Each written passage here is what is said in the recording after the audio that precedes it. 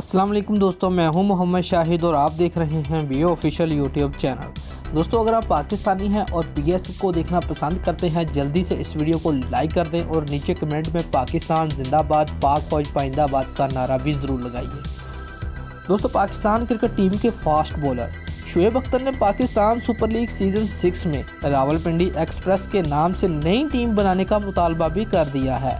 दुनिया के तेज तरीन फास्ट बॉलर का एजाज़ हासिल करने वाले शुएब अख्तर का सहाफ़ियों से गुफ्तगू करते हुए कहना था कि पाकिस्तान सुपर लीग सीजन 6 में रावलपिंडी की भी अपनी क्रिकेट टीम होनी चाहिए, क्योंकि रावलपिंडी के क्रिकेटर्स इस्लामाबाद के बरगर्स बॉयज़ क्रिकेटर की टीम को ग्राउंड में मात देंगे तो क्रिकेट का मज़ा ही कुछ और आएगा।